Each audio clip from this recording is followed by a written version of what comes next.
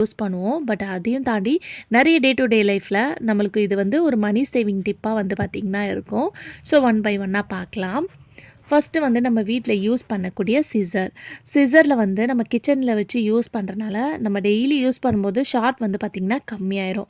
So அதுக்கு இந்த மாதிரி ட்ரை பண்ணுங்கள். அந்த இடிகளோட கைப்பகுதி இருக்கு இல்லையா, அதை எடுத்துகிட்டு இந்த சிசரை நம்ம கட் பண்ணுவோம் இல்லையா, அந்த மாதிரி இந்த இடிகளில் வந்து நம்ம இந்த மாதிரி தேய்ச்சி விட போகிறோம். ஸோ இந்த மாதிரி தேய்ச்சி விடும்போது உங்களுக்கு நல்லா வந்து பார்த்திங்கன்னா ஷார்ப் ஆகும். ஸோ ஒரு சைடு இந்த மாதிரி பண்ணதுக்கப்புறம் திருப்பிட்டு இன்னொரு சைடும் வந்து நம்ம இதே மாதிரி பண்ணணும். ஸோ இது மட்டும் இல்லாமல் நம்ம கிச்சனில் யூஸ் பண்ணக்கூடிய சிசர், நைஃப்லாம் வந்து பார்த்திங்கன்னா ரொம்ப எண்ணெய் பிசுக்கு அழுக்காயிரும். ஸோ அதை க்ளீனும் நீங்கள் பண்ணணும். அப்போ தான் உங்களுக்கு வந்து ஷார்ப்பும் வந்து பார்த்திங்கன்னா நல்லாயிருக்கும். நம்ம ஷார்ப்பன் மட்டும் பண்ணிவிட்டு சம்டைம்ஸ் வந்து பார்த்திங்கன்னா நம்ம கட் பண்ணோன்னா ஸ்டக் ஆயிரும். ஸோ அதை அவாய்ட் பண்ணுறதுக்கு நல்லா க்ளீன் பண்ணி வச்சுக்கோங்க. அதுக்கான டிப்பு வந்து நான் ஷேர் பண்ணியிருக்கேன். நீங்கள் இன்னும் பார்க்கலன்னா நான் கார்ட்ஸில் கொடுக்குறேன், செக் பண்ணி பாருங்கள். அடுத்தது நம்ம காய் துருவுறதுக்கு யூஸ் பண்ணுற கிரேட்டர்.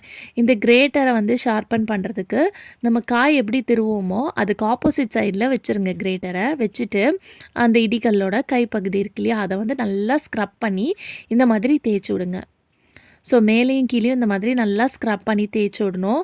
இந்த மாதிரி தேய்ச்சி விடுறனால உங்கள் கிரேட்டர் வந்து பார்த்திங்கன்னா நல்லா ஷார்ப்பன் ஆயிரும்.